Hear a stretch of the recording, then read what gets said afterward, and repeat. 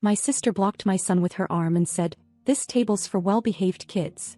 Her daughter was already seated, laughing. I didn't argue. I grabbed our coats and left. That night, I canceled the $9,000 winter house I'd booked for the family trip. 2 days later, she texted, "What time should we check in?" I smiled and replied. Last Christmas morning, my daughter Zoe woke up giddy, bouncing around the living room like it was the best day of her life. She's 9. And she still believes in magic even though she pretends she doesn't. My parents had invited us over for Christmas dinner like always, though something felt off this year. I just didn't know what yet. Zoe's gift from me was wrapped in 3 layers of Frozen-themed paper. When she tore it open and saw the brand new iPhone inside, she froze, then looked up at me like she couldn't believe it was real. The joy on her face made every late-night overtime shift worth it. I had it all set up, contacts, games, passcode, everything. Or so I thought. She pressed the power button and the screen lit up. Then she frowned. "Mama, who's that?" I looked at the phone. It wasn't the wallpaper I set. It was a photo of my sister Claire, her husband Greg, their 2 kids, and Zoe. From a backyard barbecue a few years ago. I'd never sent them that photo. I didn't even remember having it saved. Zoe didn't understand. He just thought it was weird. I took the phone and started looking through it. Everything else seemed clean. No photos, no messages, no contacts. Just one calendar event for that day at 4 p.m., dinner at Claire's. It was saved under an Apple ID I didn't recognize. The account had been logged in just days earlier. But the only device signed into that account was this one. It didn't make sense. I bought that phone sealed. I even double-checked the receipt to make sure it was new. At first I thought maybe I'd made a mistake. Maybe I'd mixed something up during setup. But then at 12:10 p.m. I got a text from my mom. "Hey Grace, quick change of plans. Just keeping it small this year. Claire's hosting for her in-laws. Let's do something next week maybe? Love you." I just stared at it. The message was calm, casual. But we were already dressed. The pie was cooling on the counter. Zoe had helped me make it the night before, the same way we do every year. I reread the text 3 times before I said anything. Zoe didn't ask questions. She just sat at the kitchen table with the iPhone in her hands, flipping through the empty screens. I told her we'd figure something out. Maybe go see a movie. I couldn't tell her what was actually happening. At 4:03 p.m. I checked the Find My iPhone. I still had family sharing connected to her new phone and hadn't removed the old setup yet. I opened the location. It pinged right in front of me. Claire's house. The one she claimed she wasn't hosting anything at. I didn't go over right away. I waited. 2 hours. I cleaned up the wrapping paper. I poured a glass of wine and sat on the couch. Then I packed up the pie, told Zoe to grab her jacket and drove. Her car was parked in the driveway. So were my parents. The porch light was on. Through the front window, I could see Christmas lights strung around the banister and someone, maybe Claire's daughter, running around in a sparkly red dress. When Claire opened the door and saw me standing there with Zoe and the pie, she froze. I didn't say a word. I just held up the iPhone. That's when Greg stormed over. His voice shot up before I even stepped inside. My dad appeared a few seconds later, trying to lower the volume and keep the peace. My mom stood behind them both, silent. They weren't even going to deny it. Claire never looked me in the eye. They knew I was going to figure it out. They just didn't think I'd show up. And they definitely didn't think I'd take it as far as I did next. I didn't raise my voice. I didn't scream or push my way in. I just stood at the threshold holding the phone in one hand, the pie in the other, and watched the panic ripple through them. Greg was the first to explode. He marched straight toward me like I'd kicked down the door. Demanded to know what I was doing crashing their Christmas. Said I was out of line. Said it was Claire's house, Claire's rules. My mom showed up in the hallway next, already shaking her head like she wanted to erase me from the room. They all looked guilty, but nobody wanted to admit it. I asked a single question. Not to Greg. Not even to Claire. I asked my dad, the one person in this family who used to be neutral or at least better at pretending. Where did the phone come from? He stammered. I watched him look over at Claire, then back at my mom. Nobody answered. Claire shifted her weight like she was just trying to get through this and move on. I asked again, whose idea was it to hand my daughter a used phone and pretend it was new? With a calendar invite to a dinner she wasn't even supposed to know about? Still nothing. Zoe was holding the pie the entire time. She didn't say a word. Just stared at Greg, wide-eyed, probably trying to make sense of who he'd suddenly become.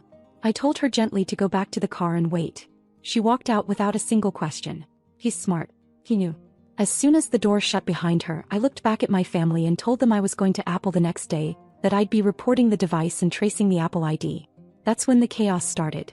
Greg stepped forward, red in the face, yelling about how I was being dramatic. and causing a scene in front of the kids. My dad tried to pull him back. My mom stood there, arms crossed, completely silent. Claire finally spoke, told me it was just a mistake. That I was blowing things out of proportion. She actually had the nerve to suggest that maybe Zoe misunderstood the whole thing. I didn't say anything back. I just turned around and left. Instead of going home, I drove Zoe to a 24-hour diner. She had pancakes and chocolate milk. I watched her giggle at whipped cream shaped like a snowman. I smiled, but I wasn't really there. My mind was already moving. 3 days later, I found out exactly what had triggered everything. My cousin Jenny called and said kind of nervously, "Hey, did you know Claire flipped out after she saw Zoe in the newspaper?" That's when it all clicked. Zoe had been recognized for winning a regional science award. Her school got a grant because of it. She was in the paper smiling in front of her project. It was a big deal. I hadn't told anyone in the family because I knew exactly how Claire operated. But apparently Jenny had commented under the photo on Facebook, tagging me and Zoe. That was enough. Claire saw it. And apparently that night at my parents' house she let loose. Ranting about how I was pushing Zoe, how it was unhealthy, and how kids need to be kids. Then she threw in the part that really set the tone. She didn't want her kids feeling less than on Christmas. Said it wasn't fair to make Zoe the center of attention again. That was the word Jenny used. So Claire told my parents to keep things low-key this year. No big gathering. Just her and the in-laws. My parents, spineless as ever, agreed. Just like that, Zoe and I were cut out of Christmas. I sat with that for a full day.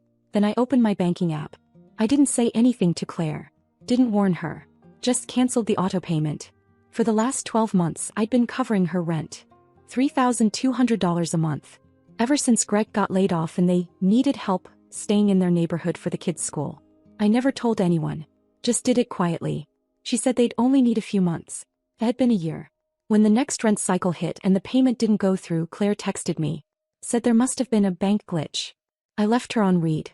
A few hours later she texted again, this time less polite. By evening she called me 4 times. I ignored them all. The next morning I woke up to a message from my mom. "Grace, I know you're upset, but this is unnecessary. Can you please not make things harder for your sister?" No mention of Zoe. No apology. Not even an acknowledgement of what happened. That's when I realized this wasn't going to fix itself. They didn't think they'd done anything wrong. To them I was just being emotional. Overreacting. Making things difficult. But I wasn't finished. If they thought I'd made things difficult, they hadn't seen anything yet. Claire didn't waste time. 3 days after the rent payment failed, she sent me a long-winded email, full of vague references to how families go through rough patches, and how she was hurt by the way I'd handled things. She closed it with a line about how it's not Zoe's fault, which honestly pissed me off more than the rest of it. As if Zoe had accidentally stumbled into an award she didn't deserve. As if Zoe was the reason for the fallout. I didn't respond. The next day Greg texted me something short. No greetings, no punctuation. You need to fix this. I blocked his number. That week, the family group chat, which I hadn't looked at since Christmas Eve, started lighting up. My mom posted a picture of Claire's kids with a gingerbread house. A few aunts chimed in with heart emojis. Then my dad added, "So proud of these angels. Real team spirit." I left the group chat. Jenny called me not long after. Said she was getting the cold shoulder from Claire because she told me the truth. Then she dropped the next piece of the puzzle. Apparently my parents had planned to have all the grandkids sleep over that weekend at their house. Like a little post-Christmas tradition. But now Claire told them she didn't want Zoe there. Said she didn't want to deal with the tension. Told my mom she'd prefer it to be just her kids and Lucas, our cousin's son. When my mom agreed, again, that was it for me. I didn't tell Zoe. I just told her plans changed. She didn't ask why, but I could see she knew something wasn't right. He stopped talking about school as much. She went quiet when I asked about her drawings. And one night I caught her looking through that iPhone again, flipping back to the lock screen like she expected something new to show up. I took the phone. Threw it in a drawer. I couldn't stand the sight of it. Claire meanwhile was spiraling. Without the rent money, she and Greg started scrambling. Jenny heard from a friend who worked in property management that the landlord had already issued a notice. Claire posted a vague story on Instagram about people who stab you in the back but smile to your face. But that wasn't the part that got me. The part that really got to me was how fast my parents turned into her mouthpieces. My dad called me first, tried to reason. Said Claire was struggling. That they were trying to keep the family together. I asked if he remembered who kept Claire afloat for the past year. He said, "We're all just trying to move past this." Then my mom tried.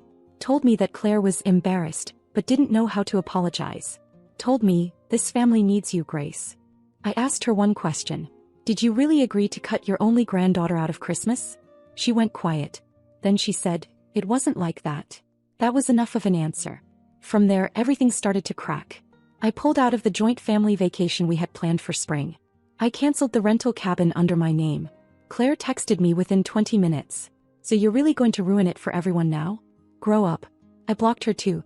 Then came the birthday party invites slowly stopping. First Claire's son. Then my cousin Melissa's daughter. The quiet, gradual exclusion. Not one person in the family said anything. No one asked why Zoe wasn't showing up. No one checked in. Except Jenny. She stayed close. Said she felt like she was watching a slow-motion car crash and couldn't look away. She asked if I was going to forgive them. I told her no. This wasn't about forgiveness. This was about boundaries. About drawing a line and holding it. About making sure Zoe never, ever thinks that being good at something means being punished for it. And still, I wasn't done. Not yet. Because I remembered something else. Last March, Claire asked me to co-sign a private school application for Lucy. She said it was just formality, something about income brackets and boosting eligibility. I'd forgotten all about it. But I hadn't pulled my name off. And suddenly I realized there was still one last thread left to cut. I called the school on a Tuesday morning and told them I needed to remove myself as co-signer on Lucy's enrollment documents. The woman on the phone sounded surprised. I could tell this didn't happen often. She asked if something had changed and I said yes. She said I'd need to submit the request in writing, which I did within the hour. By Wednesday afternoon, the application was under review. Friday morning, Claire called me from a number I didn't recognize. She didn't even try to be polite. Just said, "What the hell did you do?" I hung up without a word. 2 hours later I got a text from Greg. "You really think this fixes anything? You think you're better than everyone?" Blocked him again. Different number this time. That evening I took Zoe to our favorite pho spot, then we went home and made popcorn. She wanted to rewatch that claymation Christmas movie with the abominable snowman. It was the first time I saw her really relax in weeks. She curled up beside me halfway asleep before the end. The next morning I opened my front door to grab the newspaper, and there was an envelope sitting on my doormat. No stamp. No handwriting. No name. Inside was the same photo from Zoe's iPhone. Claire, Greg, their kids and Zoe, taken at a family barbecue years ago. Only this time, someone had drawn a thick black X over Zoe's face. On the back it said, "Enjoy your win. Hope your daughter learns what losing feels like soon." I stood there in the doorway for a solid minute, heart pounding. I checked the hallway cameras. Nothing. No one had come to the door that night, and the building's front entrance was locked after 10 p.m. It was subtle, but it was a threat. I put the photo in a drawer, the same one I'd shoved the iPhone into. I didn't tell Zoe about it. I didn't even tell Jenny. But something shifted after that. I didn't feel angry anymore. I felt focused. On Monday Jenny called. Whispered like she was sharing state secrets. Claire and Greg had pulled Lucy from her private school. Couldn't afford tuition without financial aid, and apparently Claire tried to bluff her way into some kind of payment plan, but it backfired. They were told Lucy would need to finish the school year elsewhere. They had no backup plan. Just chaos. And now Lucy would be transferring into the same public school as Zoe. The same one Claire had once called bare minimum education. But that wasn't the part that really hit me. Later that afternoon I got a DM on Instagram. From Lucy. "Why is my mom blaming you for everything? What happened?" She's 12. Caught in the middle of something she didn't create. I stared at the message for a long time, but I didn't respond. What could I even say? That her mom turned on her cousin because she couldn't stand watching someone else's kid shine? The silence in the family got louder that week. Birthday party invites stopped coming. My mom didn't text me once. Neither did my dad. They started doing this thing where they posted old family photos on Facebook, captioned things like, "Some people come and go but family is forever." Jenny kept sending me screenshots with sarcastic commentary. And then just as I was starting to think the worst of it had passed, my dad showed up at my door. Unannounced. He looked smaller somehow. Like someone had let the air out of him. He didn't ask to come in, just stood there and said he wanted to clear the air. I let him talk. He told me Claire and Greg were likely moving in with them. Said things had gotten out of hand. Then, almost like he couldn't help himself, he slipped. Told me it wasn't all Claire's idea to keep Zoe out of Christmas. That my mom had suggested it. That she told them it might be better this way, to avoid competitive tension. That's when I knew. It was never just Claire. My parents were complicit from the start. I asked him if Zoe was even mentioned in any of their holiday plans. He didn't answer. just stared at the floor like maybe it would open and swallow him. I closed the door behind him after he left and just sat there. It wasn't grief. It was clarity. But I wasn't done. Because 3 days later I got a letter from a credit monitoring agency. Apparently, someone had tried to open a credit card under my name. With my full legal info, address, date of birth, everything. The application had been flagged and declined due to inconsistencies, but the notice came anyway. I had never applied. Only 2 people outside of banks ever had access to that level of personal detail. One of them was Claire, from when I helped her with Lucy's school forms. The other was my mother. And just like that, the game changed. The next morning, I sat at my kitchen table staring at that credit alert like it was some kind of final test. The worst part, I wasn't even shocked. After everything they'd done, this felt inevitable. So I went through the motions. I called the credit agency, reported the fraudulent attempt, froze my credit, and changed every password I could remember. I pulled my old files from storage and checked the forms I'd submitted on Claire's behalf the year before. And there it was. A scanned copy of a tax return that listed both our names and all the relevant info. I thought about filing a police report. I had enough to open an investigation. But something held me back. Not pity. Not hesitation. Strategy. Because once I made that call, there would be no coming back from it. Said I waited. 2 days later, I got an email from the landlord of Claire's building. A guy named Vic. He said he was reaching out because Claire listed me as an emergency contact. She hadn't paid rent in over 30 days, and they were starting formal eviction proceedings. He wanted to know if I'd be stepping in like I had before. I stared at that email for a solid minute, then replied, "Do not contact me again. She no longer has my support. Remove my information immediately. No best regards." No signature. I think that was the first time it truly hit Claire that I wasn't coming back. The next night I got a call from my mom. I didn't answer. Then she texted, "We need to talk." I had no idea things had gotten this far. "Please don't destroy your sister."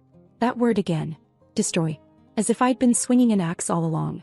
A few hours later I saw something unexpected. Claire posted on Facebook. A long public post about family betrayal, false generosity, and people who pretend to help just to punish you later. No names, but it wasn't subtle. People started commenting. Some vague sympathy. Some confused questions. A few shared posts from Greg about watching people show their true colors. I stayed silent. But Zoe noticed the tension. She asked why she didn't go to Grandma's house anymore. I told her the truth, not all of it, just enough. I said some people weren't being kind and it wasn't a place we needed to be right now. She nodded and went back to her drawings. Then something shifted. Claire and Greg moved in with my parents. Jenny confirmed it. Said her mom ran into them at the grocery store, saw Greg arguing with someone in the parking lot. Claire pretended she didn't recognize her. Within days my parents started calling again. First my mom, then my dad, then both. Every message was more desperate than the last. "This isn't healthy. You're dividing the family. Can we please sit down and talk like adults? Don't let money ruin your relationship with your sister." That one made me laugh. Then came the final straw. I got a call from Zoe's school. The guidance counselor wanted to speak with me about a situation involving another student. Apparently, Lucy had been telling other kids that Zoe was mean and bragged too much. There'd been a few arguments in class. A lunchroom incident where Zoe ended up sitting alone. It wasn't major. Yet. But it was enough. I scheduled a meeting with the school, then sat Zoe down and explained what was happening. Calmly, without blame. She didn't cry. She didn't ask why. He just said one thing. "I don't want to be like them." That night I opened a blank document and wrote out everything. Every bank transfer. Every rent payment. The phone. The credit card attempt. The school withdrawal. The threats. I kept it all. Not because I planned to publish it, but because I wanted the full truth in one place. Then I did the only thing I hadn't done yet. I called my lawyer. Not to press charges. Not yet. Just to start the process of legally removing Claire from anything tied to my name. To protect Zoe. To make it airtight. And finally, I blocked every last number. My parents. Claire. Greg. Even the cousins who liked to play both sides. I wasn't done out of spite. I was done because the fire had already taken enough. The next time I heard about Claire, it wasn't from her or my mom. It was from Jenny, who texted me a screenshot. It was a fundraiser. Claire had started a GoFundMe. The GoFundMe was titled, "Help Us Rebuild, a Family Torn Apart." Claire posted it with a photo of her kids sitting on the porch of my parents' house, looking solemn and carefully posed. The caption beneath it made my stomach turn. She wrote about how they'd been forced out of their home, how someone they trusted turned their back on them, and how they were trying to stay afloat for the sake of the children. She never mentioned my name, but she didn't need to. People know how to read between the lines. I stared at it for a long time. Scrolled through the comments. Half of them were strangers offering prayers and sending $10, $20, $50. But a few were family. Cousins I hadn't spoken to in months. My Aunt Val. Even Greg's sister. The one who once asked me for a job referral and cried when I said I couldn't help. Claire had weaponized the one thing she still had left. The narrative. I didn't respond publicly. I didn't share my side. I didn't post screenshots or make a counter-campaign. But I didn't stay still either. First, I flagged the fundraiser for false claims. Submitted documentation through the platform's reporting system showing Claire's eviction wasn't due to any tragedy, just unpaid rent. That I was listed as an emergency contact without my consent. That she deliberately set up a false narrative to gain sympathy. 2 days later, the fundraiser disappeared. Jenny confirmed Claire lost access to the money. Not much had been raised, maybe a few hundred, but enough for it to sting. Enough for her to know I'd been watching. Then came the fallout. Greg called Jenny drunk one night and told her I had ruined his family. Told her I was vindictive. That Zoe's gonna end up just like her mother, angry and alone. Jenny hung up on him. 2 days after that, I got a letter in the mail. Not from Claire. Not from my parents. From Lucy. It was handwritten in purple ink on lined notebook paper. She said she didn't understand why everything had turned out the way it did. That she missed Zoe. That her mom told her to stay away but she didn't want to. She wrote, "I know you're mad, but can I still be her cousin?" I cried reading it. Not because it softened me, but because it reminded me that damage spreads further than we think. That sometimes the people we protect end up needing to protect others. I didn't respond. I sat with that letter for days. Then, on a quiet Sunday morning, I packed up everything. The iPhone, the photo, the letter, the documents, the credit alerts, and locked them in a box. Then I locked that box in storage. And that was it.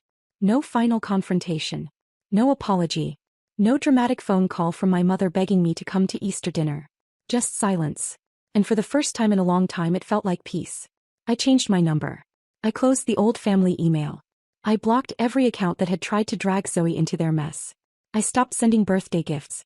I declined every wedding invite that filtered through mutual friends. I didn't show up when Greg's father died. I didn't attend my mother's retirement party. Eventually they stopped trying. And if you're wondering whether I ever felt guilt, the answer is no.